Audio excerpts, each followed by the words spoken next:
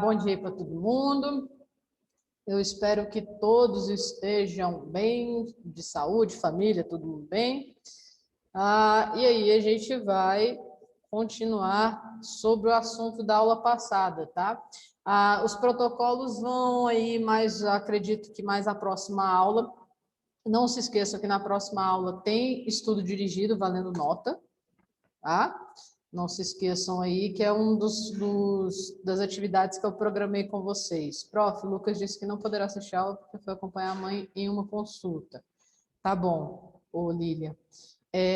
Eu não sei como é que está relacionado o pessoal que não está assistindo a aula online, porque o que me foi passado é que só consta aula online. Acredito que não vai ser disponibilizado vídeo gravado, tá? Mas aí tem que confirmar com o pessoal da coordenação. Foi o que o Gesiel me passou na última aula, tá? Então, porque teoricamente era para vocês estarem aqui, né? Mas enfim. Professora, na próxima aula, sábado, já vai ter estudo dirigido? Isso, exatamente. No sábado já tem estudo dirigido, tá? Vai ser disponibilizado no Google Classroom, link, tudo bonitinho, tá bom? A gente vai... Tem quanto tempo para É o quê? Desculpa, não escutei. responder? Tá falhando, eu não consegui te escutar. Tem quanto tempo para responder o estudo dirigido? Não, isso daí, como vocês estão online, provavelmente vocês podem me entregar até no domingo, finalzinho da tarde. Não tem problema não, tá? Se fosse presencial, seria na sala, a gente faria na sala. Mas aí, como a gente está com horário reduzido, e aí não fica viável, aí vocês podem me entregar no domingo, tá? Vai ser disponibilizado aí o link no sábado, e aí vai ser na forma lá do Google Forms, tá? Muito semelhante ao que vai ser na prova, mas são algumas questões a mais, tá bom? Valendo 3 pontos, tá?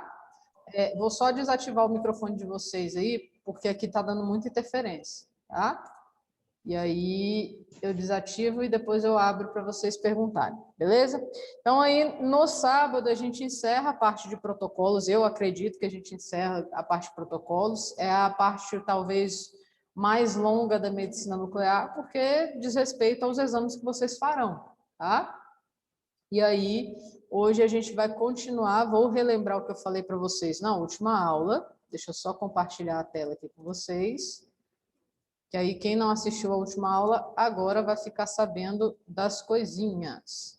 Então, na última aula, meu filho e minha filha, a gente começou a falar aí sobre os exames de medicina nuclear, tá? Todos eles, principalmente os exames da SPECT, se você se lembra, a SPECT hoje é o equipamento mais utilizado, tá? Onde eu faço aí uma gama muito grande de exames. Então, na SPECT, os exames de medicina nuclear são chamados de cintilografia, tá? Cintilografia óssea, cintilografia de perfusão pulmonar, cintilografia de perfusão miocárdica, cintilografia cerebral, todas elas levam a nomenclatura de cintilografia, tá? Que deriva aí do cristal de cintilação presente na gama-câmara. Se vocês lembram aí na parte que a gente falou sobre equipamentos, eu expliquei para vocês que a gente utiliza um cristal de iodeto de sódio dopado com talho, e ele, na presença de radiação gama, ele cintila, ou seja, ele brilha, tá? E aí, dessa forma, então, os exames são chamados cintilografia, remetendo ao cristal de cintilação, tá? Aí falamos também sobre, nós iniciamos, na realidade, falando sobre a cintilografia cerebral, tá? Lá naquela apostila extra que eu passei para vocês, que é a minha apostila, se vocês forem pegar a parte de protocolos, eu falo um pouquinho de anatomia e um pouquinho de fisiologia, lá na apostila, tá? Então, se depois vocês quiserem dar uma olhada, só para relembrar, anatomia cerebral, funcionamento cerebral, só para reforçar a cabeça de vocês aí em relação ao que vocês já viram. fiquem à vontade, tá? Na nossa matéria, a gente vai se fixar muito mais aos protocolos, propriamente dito. Não vai adiantar eu ficar explicando partes do cérebro para vocês, funcionamento cerebral aí para vocês. Gente, só um instantinho que eu preciso atender uma ligação aqui, rapidinho, tá? Não sei como é que vai ser disponibilizada as aulas para vocês, ou se serão disponibilizadas, mas está sendo gravada. Tá? Eu dei uma pausa aqui na gravação, 1000 desculpas pela interrupção, mas eu realmente precisava atender esse telefonema. Tá? Probleminhas aí de família. Vamos lá, então. Antes de interromper, eu estava falando da cintilografia cerebral, onde a gente tem a principal indicação aí relacionada aos quadros de demência, tá? Se vocês se lembram bem, eu falei para vocês que no caso da cintilografia, nos exames de medicina nuclear de uma forma geral, a gente estuda prioritariamente o funcionamento dos órgãos, tá? Então aí, para diagnosticar quadros de demência, mal de Parkinson, Alzheimer, tudo que é relacionado a esses quadros aí, eu consigo verificar muito bem através da cintilografia cerebral, tá? Fazer tanto diagnóstico quanto até o mapeamento desses quadros aí. Professora, posso usar para epilepsia? Posso, tá? Localização de focos epiléticos, localização de tumores, caracterizar e determinar a morte cerebral, como eu falei para vocês na aula anterior aí, que é um dos, na verdade, é a única exceção que eu faço de medicina nuclear em pacientes que não estão vivos, né? Então, de uma forma geral, aí eu consigo diagnosticar várias patologias cerebrais, tá? A isquemia aguda, ela tem grande indicação aí nos casos para você tentar reduzir as chances de um AVC isquêmico ou hemorrágico, né? Através do estudo da perfusão cerebral, você consegue visualizar se o sangue está chegando de forma eficaz em todo o parênquima cerebral. Tá? Nesses casos aí, falei para vocês que a gente basicamente vai usar sempre como radionuclídeo principal. Tem alguém com o áudio ligado. Eu preciso que todos desativem os microfones. Como eu falei para vocês, os exames de cintilografia cerebral, eu vou utilizar sempre o radionuclídeo chamado de Tecnésio 99 metastável, e aí o que vai diferenciar são os dois fármacos que eu vou associar ao Tecnésio para fazer o exame. Tá? Na medicina nuclear, na cintilografia cerebral, eu posso usar tanto o ECD quanto o HMPAO. Tá? Professora, tem diferença entre um e outro? Nenhuma, basicamente nenhuma. Tá? Vai ser o que tiver disponível para você. Ambos vão levar o Tecnésio para dentro do tecido cerebral, ambos você vai trabalhar com a mesma atividade, você vai fazer a aplicação da mesma forma, não há diferença nenhuma entre um e outro. Tá? Às vezes você vai ter disponível ECD, às vezes você vai ter disponível HMPO. Não tem diferença nenhuma. Tá? E aí falei para vocês que a cintilografia cerebral você não precisa de um preparo prévio do paciente, é só o paciente chegar e fazer o exame. Vou fazer a administração do Tecnésio com HMPAO ou com ECD na atividade aí mínima de 20 mg/ris. Lembrando sempre, vou sempre frisar com vocês que a gente geralmente produz de 10 a 15% a mais. Então, coloca aí uns 23 mg/ris, tá? Mais ou menos aí, que é o tempo necessário. Eu produzo o Tecnésio com essa atividade de 23 mg/ris, o tempo aí que eu preciso para manipular o Tecnésio, para ligá-lo ao fármaco, para levar, injetar no meu paciente, essa atividade chega aí 21 ponto alguma coisa, 20 mg/ris, tá? Essas atividades de todos os protocolos aqui são ditas atividades mínimas, tá? Abaixo dessa atividade aqui eu não consigo fazer um exame tão eficaz. Então é daqui para cima um pouquinho, tá? Via de administração sempre será intravenosa e o tempo de obtenção das imagens é de 30 a 45 minutos após a administração. Então, falei para vocês que eu aplico o material radioativo no paciente, o radiofármaco no paciente, coloco ele sentadinho lá na sala de injetados, esperando aí de 30 a 45 minutos, e aí eu começo a fazer as minhas obtenções de imagem. Falei para vocês que esse tempo aqui varia porque cada organismo ele perfusiona de uma forma, tá? você tem aí alguns pacientes que com 30 minutos já tem a perfusão cerebral praticamente completa, tem outros pacientes que vão demorar 45 minutos, tá? É no mínimo 30, no máximo 45. Nenhum ser humano demora mais do que 45 minutos para perfusionar nos exames normais, não, tá? E aí eu falei para vocês, mostrei várias imagens aí para vocês. Essa daqui mostrei erros perfusionais nessa região aqui, ó. Esse exame foi feito durante uma crise, uma crise epilética. E aí, de uma forma geral, aí você tem alguns erros de perfusão aqui, tá?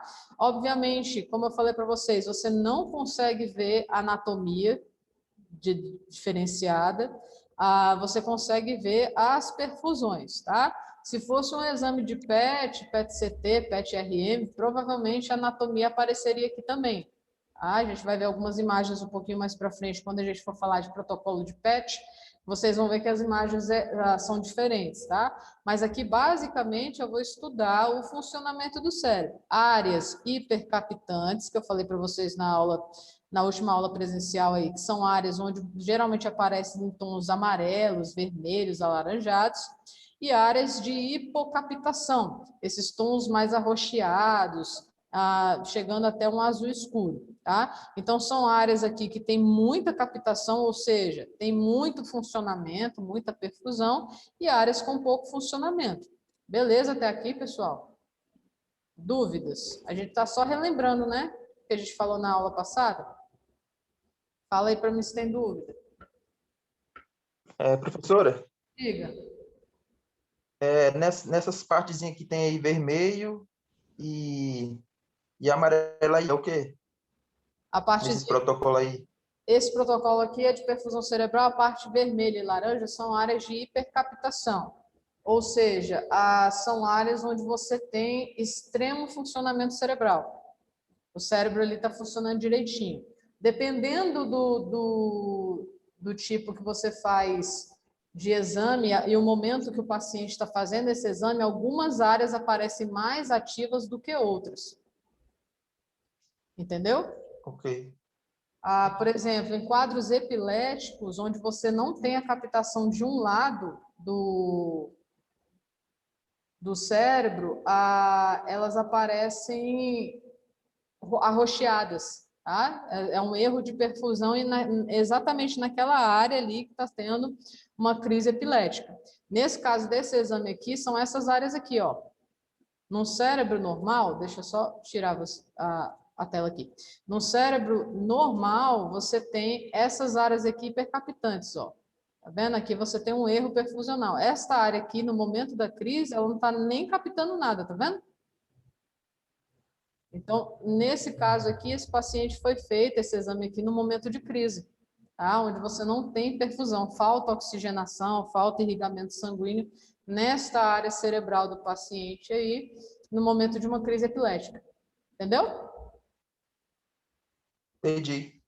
Beleza, então, né? Só mais algumas imagens aí. É o Você quê? está revisando que foi na aula?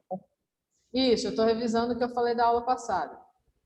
Ainda não entrei nos protocolos novos, tá? Deixa eu só desativar aqui que está dando interferência. Vamos lá. Essa daqui é o que eu falei para vocês sobre a morte encefálica, onde você não tem perfusão nenhuma no parênquima cerebral, tá vendo? Vocês conseguem visualizar que essa parte aqui da face está perfusionando, porque você tem glândulas ainda ativas, musculatura, tem sangue ainda minando aqui na corrente sanguínea e tudo mais. Agora, a região cerebral está completamente apagada. Se ela está apagada, é porque não tem funcionamento, não tem perfusão. O cérebro parou de funcionar. Então, aqui é um quadro de morte encefálica, tá? Mostrei outros aí para vocês. Aqui são casos muito específicos aí onde você tem a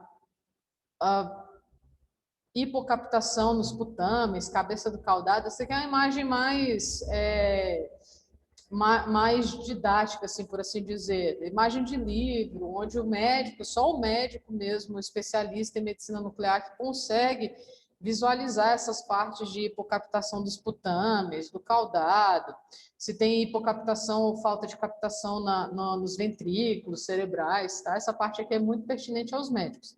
Graças a Deus a gente não dá laudo, né, meu filho, minha filha? Porque pensa, você tentar entender uma imagem dessa daqui, ó. Basicamente, a gente consegue ver algumas áreas de hipercaptação, tá? Uma falha de captação aqui onde tem as setas, ó, que é a região do caudado e dos putâmeis, região de putâmeis e caudado. Então, aí, para o médico, ele consegue visualizar muito bem essas áreas aí. A gente, como não tem acesso muito bem à anatomia, não tem desenho anatômico aqui, fica um pouquinho complicado, né? Mas estamos aí. A gente falou também da perfusão miocárdica, que talvez seja um dos exames mais feitos hoje em medicina nuclear. Tá? A perfusão miocárdica, falei para vocês que você faz em 2 etapas distintas. Uma é em repouso e outra em estresse ou esforço máximo. Tá? A perfusão miocárdica, e antigamente utilizava o radiofármaco chamado de talio 201, caiu em desuso, porque não tinha fotopico ideal, as imagens saíam mais borradas, o tempo de meia-vida do talio é demasiado longo, e ele era bem complicadinho de se trabalhar. Tá? Hoje em dia a gente utiliza o Tecnesio 99 metastável ou com a tetrosfumina ou com o Cestamib. O mais utilizado, mais comprado pelas clínicas de medicina nuclear é o Cestamib. Tá? Mas de vez em quando aparece aí para vocês umas ampolinhas de tetrasfomina. Professora, eu posso usar qualquer um dos dois? Posso. Mesma coisa da perfusão cerebral, tá? Qualquer um dos dois vai chegar no músculo cardíaco, vai perfusionar músculo cardíaco, você vai ter a mesma coisa, tá? Mesmo tipo de informação lá na sua cintilografia de perfusão miocárdica. Aí eu chamei a atenção de vocês e chamo novamente que as 2 fases que a gente tem de perfusão miocárdica, que é o repouso e o estresse eu posso fazer de 2 formas, tá? Ou eu pego esse meu paciente e coloco em cima de uma esteira e coloco ele para correr, para andar rapidamente, para provocar esse esforço máximo cardíaco aí, ou eu produzo esse esforço através de um estresse farmacológico. O que é isso? Eu vou pegar um medicamento, ou a dobutamina, ou dipiridamol, e vou injetar na corrente sanguínea do paciente. Esses 2 medicamentos, eles produzem no coração, eles simulam no coração desse paciente uma corrida, tá? Uma corrida aí moderada. Então, eu posso fazer tanto na esteira quanto com o estresse farmacológico, tá? Professora, quem determina isso daqui? O médico. O médico especialista em medicina nuclear que vai determinar se o paciente vai fazer na esteira ou se vai fazer através do esforço farmacológico, tá? Pacientes que não conseguem andar direito, pacientes aí que têm dificuldade, muito idosos, pacientes muito obesos, que não conseguem produzir um esforço na esteira, provavelmente você vai colocar ele para fazer o estresse farmacológico, tá? Mas no final das contas, você tem o mesmo resultado, tá? Então aí a gente consegue visualizar, falei para vocês que a gente consegue visualizar, por exemplo, na situação de repouso e estresse, tem uma zona fria do coração, ou seja, uma zona de hipocaptação, quer dizer que esse paciente aí provavelmente está diante de um infarto prévio, tá? A paciente infartou, obviamente, uma parte do sistema, uma parte do músculo cardíaco dele não está mais funcionando. Obviamente, se não tem funcionamento de parte do tecido cardíaco, você tem uma zona de hipocaptação, tá? Tanto no estresse quanto no esforço, ok? Ou no repouso quanto no esforço. Agora, se você tem uma zona fria somente na parte do esforço, somente na parte que você coloca seu paciente aí para produzir esforço cardíaco, quer dizer que pode estar faltando fluxo sanguíneo, às vezes por uma obstrução, alguma isquemia, tá? E aí você consegue previamente analisar se esse paciente corre o risco de um infarto, tá bom? E aí falei para vocês que no repouso, tanto no repouso quanto no estresse, você precisa de um jejum prévio de 4 horas desse paciente, não precisa fazer interrupção de medicamentos, nada. O único preparo que você vai fazer com esse paciente é um jejum de 4 horas, tá? E ele pode tomar água, não tem problema, não é jejum total não, tá? Vou utilizar aí o tecnécio marcado ou com Sextamib ou com Tetrasfomin, com atividade mínima aí de 10 mg/kg, tá? Tanto no repouso quanto no estresse, a via de administração é sempre intravenosa. E aí, no repouso, o tempo de obtenção de imagens é de 30 a 90 minutos após a administração. De novo, tem um lapso de tempo, tem um intervalo de tempo no protocolo aí, onde alguns pacientes vão perfusionar o músculo cardíaco de forma satisfatória com 30 minutos, outros com 45, outros com 60, outros com 70, com 80, com 90, tá? O mínimo é 30, o máximo é 90. Professora, mas aí como é que eu faço lá na clínica? Meu filho, você vai fazer o seguinte, você vai preparar o paciente, vai pedir para ele fazer um jejum de 4 horas, vou produzir o radiofármaco, vou marcar com o Sextamib e o Tetrasfomin, vou fazer a administração intravenosa. Coloco ele na sala de espera, tá? Na salinha de injetados. Deu 30 minutos da administração, eu pego esse paciente, levo para a minha sala de exame e faço uma imagem piloto, tá? Faço uma captação piloto.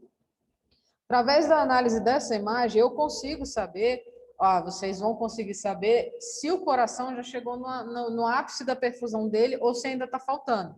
E aí eu consigo fazer. Se ainda está faltando perfusão, eu tiro meu paciente da sala, coloco ele ali aguardando mais uns 15 minutinhos, mais ou menos, 20 minutinhos, pego o paciente, coloco na sala de novo e vou acompanhando, tá?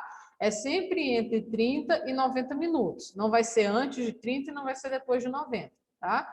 Agora, se com 30 você colocou seu paciente lá e na imagem piloto está tudo ok, está perfusionando, eu dou prosseguimento ao exame. Beleza?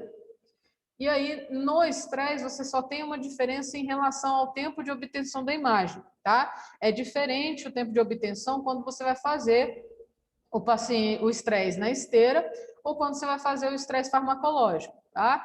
No caso aí da esteira, você vai aplicar tanto o radiofármaco quanto na verdade, na esteira, você vai aplicar o radiofármaco, vai aguardar 15 minutos aí e vai colocar o paciente na esteira, tá? E aí você vai fazer, depois disso, o seu exame. Se for o estresse farmacológico, ele demora um pouquinho mais para fazer a perfusão, para produzir o estresse no coração. Então, você vai aguardar aí 30 minutos após a administração, tá bom? Ficou claro essa parte aqui? Eu estou só relembrando, né? Que eu falei na aula passada. Tudo bem? Vocês estão vivos? Tem horas que eu acho que vocês vão para além e não voltam mais, hein? Aqui a gente só está relembrando, né? Professora, esse miocárdio, estresse e repouso aí, são exames? Sim, são 2 exames. A gente sempre faz ele em 2, tá? Sempre faz primeiro em repouso e depois você produz estresse cardíaco para fazer, para verificar o funcionamento do coração depois do estresse. Mas sempre faz 2. Estamos atentos. Que bom. Entendeu?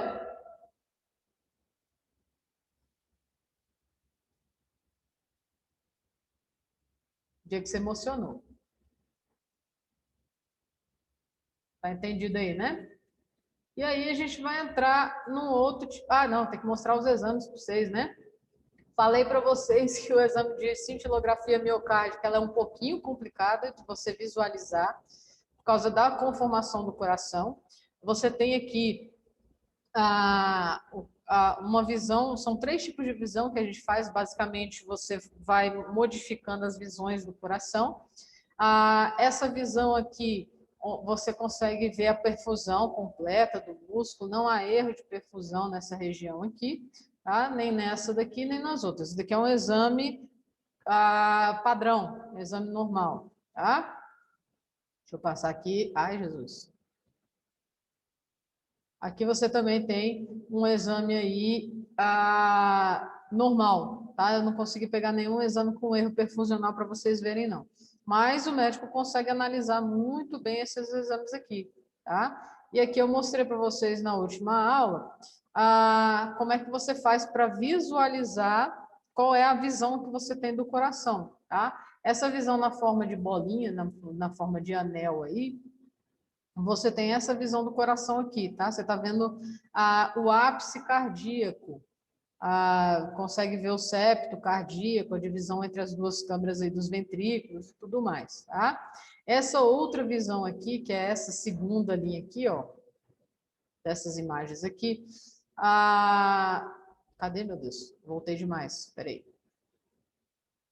Você tem essa visão do coração. Aqui você já consegue ver ventrículos e átrio, apesar do átrio esquerdo estar sobreposto aí pelo arco aórtico, mas ainda assim você consegue ver as sobreposições aí, tá? Do coração nessa visão. E nessa outra aqui você vê a parte de base cardíaca e ápice cardíaco como um todo, tá?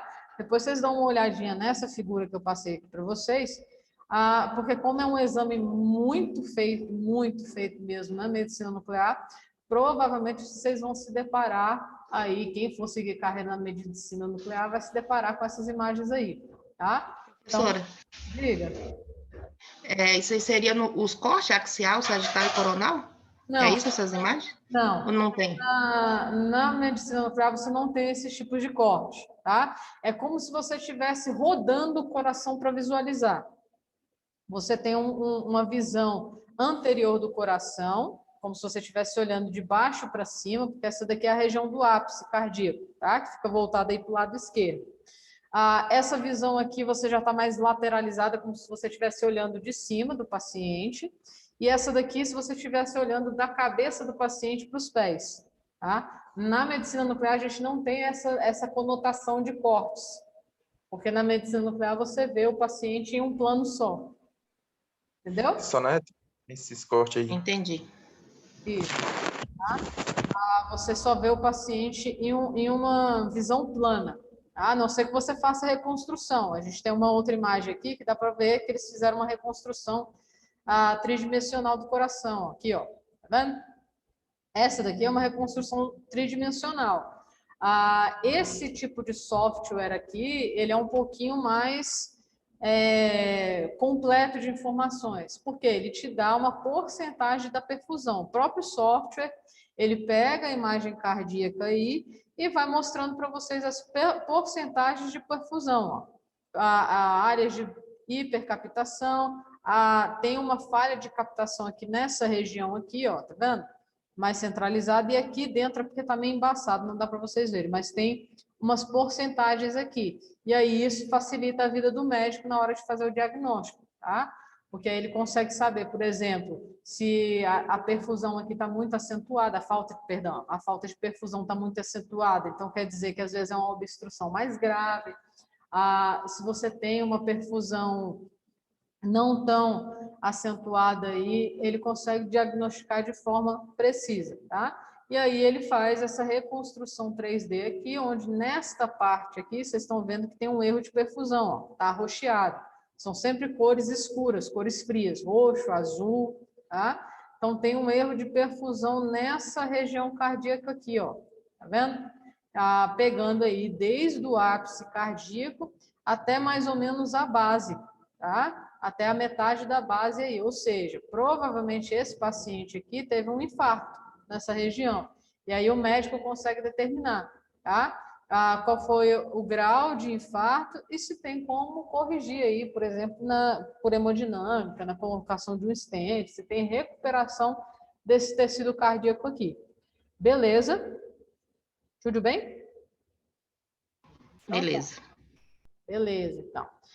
Essa daqui é nova para vocês, cintilografia pulmonar. A gente geralmente faz duas também, tá?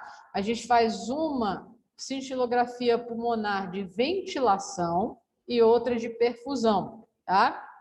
Você vai avaliar, obviamente, em uma, o tanto que esse paciente está conseguindo ventilar, ou seja, o quanto de hematose ele está fazendo, de troca gasosa ele está fazendo, e na perfusional você vai avaliar aí o quanto de fluxo sanguíneo está chegando nesse pulmão, tá? Tem muita indicação para tromboembolismo pulmonar, as doenças parenquimatosas, ou nome difícil, como a fibrose cística. Você vai avaliar desempenho pulmonar, Geralmente é muito indicado para pacientes que passaram por transplante pulmonar, e aí você faz uma cintilografia pulmonar para saber se esse pulmão está funcionando de forma ideal, tá? E aí é outro que você faz em 2 etapas distintas. Faz inicialmente a ventilatória e depois você faz a perfusional, tá? Vou utilizar radionuclídeos aí. Antigamente a gente usava para ventilatório xenônio 133. Hoje em dia não usa mais, tá? Se vocês lembram nas aulas que eu falei de radionuclídeos, o xenônio 133 é um gás radioativo, e aí você tinha alguns probleminhas relacionados ao escapamento desse gás, tá?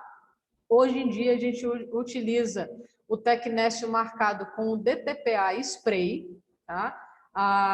Que é o ácido dietileno pentacético em spray. Geralmente vem numa bombinha muito parecida com aquelas bombinhas de asma. Você coloca, faz o tecnécio, faz a eluição do tecnécio, coloca o tecnécio dentro dessa bombinha de DTPA e o paciente vai inalar, tá? Ele vai apertar e vai inalar. Através aí de inalação vai chegar no pulmão, tá? E aí, para a parte perfusional, a gente utiliza outro, que é o tecnécio 99 metastase, marcado com um macroagregado de albumínio, que a gente chama de MAA. Nesse caso aqui, não é um ou outro, tá? Nesse caso aqui, eu vou utilizar os 2. O spray para o ventilatório, o MAA para perfusão. Beleza? Tudo bem até aqui? Tá? Então, na ventilação aí, a nossa live vai cair.